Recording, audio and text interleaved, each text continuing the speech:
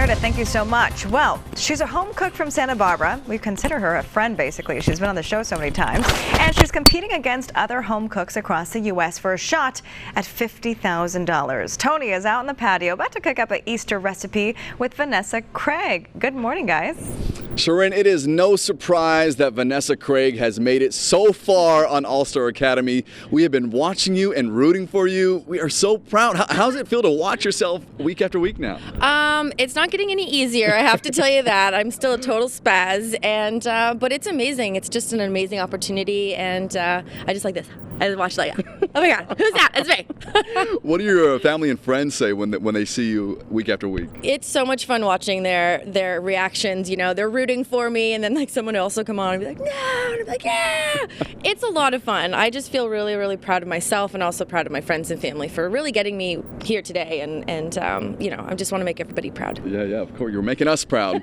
Well, we know you made it past this past Sunday's elimination, so there's 3 weeks left now towards that big finale. That's right. Yes. What? Any tease for this coming episode on Sunday? You'll have to watch, but it's just going to be getting more and more challenging and more stressful and more fun. Yeah, it is. That is stressful, yeah. And there's a lot of drama behind the scenes. Besides cooking up something, you have to deal with other people, right? That's right. Luckily, we had the most amazing contestants, so we really did become friends. But in the end, you're out there. It's just your A game. You can't worry about anybody else. But I think I'd have to say I made some pretty amazing friends, friends for life, and hopefully we'll get together for the after finale party or something like that. We'll see how everyone's doing. Bring him here. All right, well, let's get into our A game right now and cook up something for Easter, right? Coming this Sunday. That's right. I was thinking, it's Easter, it's asparagus time, and why not use what's available and fresh here in our area? So let's do a nice puff pastry tart. Okay. And keep it really simple. You could do it for a brunch. You could do it as an appetizer on Easter, but nonetheless, it's just really simple and it's gorgeous and it's very, very delicious. All right, let's get started. All right, great. So what we're going to do is actually we have puff pastry that we just rolled out and we baked for about 15 minutes. You'll notice there's a little bit of a cut here on the side. That's going to allow the puff pastry to rise around the asparagus once we get it on there. Oh. First, what we're going to do, and we're just going to do kind of a mock one right now because I don't know that we're going to have enough time to do the whole thing, but basically you'll just spread out all of your goat cheese all along this baked pastry, okay? And you can use different cheeses with it. I personally love goat cheese, so I'm just going to do goat cheese, but I've seen it done with Gruyere, I've seen it done with Parmesan, I've seen it done with a lot of different cheeses, but this herbed cheese just gives it that little, I don't know, it's creamy and tangy and fabulous. Yeah, and it looks good too. Yeah, it's getting there. It's one of the simplest things. With Easter, there's so much family and everybody's coming and you just want easy, simple recipes that wow. So that's what we're gonna do today. Okay. So once we're just gonna do a little stick to that section. Okay. To this section. What we've done is we have our asparagus that we've, taken the tips off of. You always have to bring a little bit of those, and you're gonna line them up back and forth so that all of the heads aren't going the same way, okay? And then in a saute pan, what you're gonna do is you're gonna cut your tomatoes, saute it up with a little bit of garlic, okay? And then put this in the oven. Once this is done, you'll arrange your tomatoes right on top, all right? And now that's gonna go back into the oven to finish baking.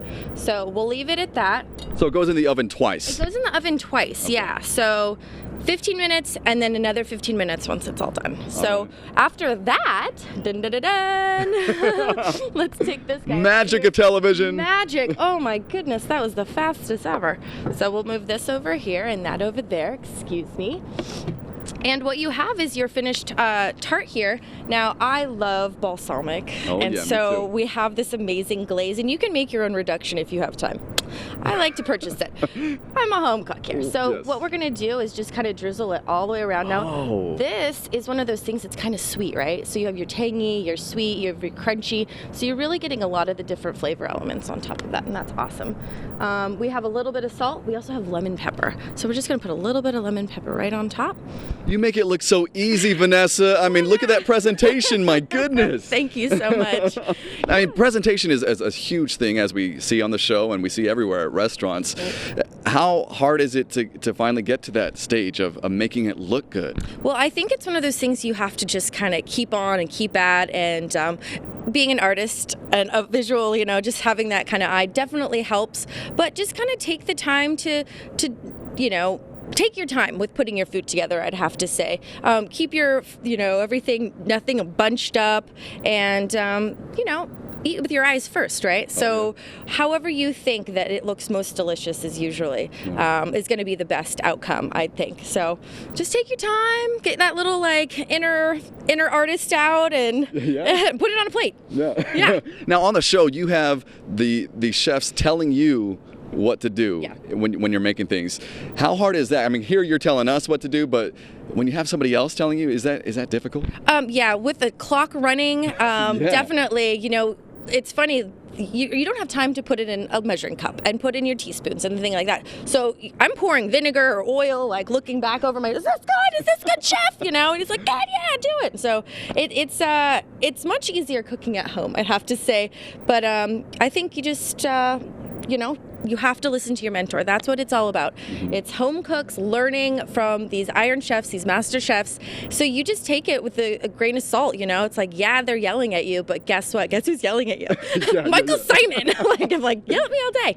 So you know what? We should, after the show's done, we should have you come on set and yell at us to have us I'm so put something excited. together. Let's do that. Yeah, absolutely. All right. Put your fingers back. Chop, chop, chop, faster. Vanessa Craig, she's competing on All-Star Academy on the Food Network. You can check it out Sunday nights. We are rooting for you. 3 weeks left, right? That's right, Tony. 3 weeks left. All right. Thank you, Vanessa.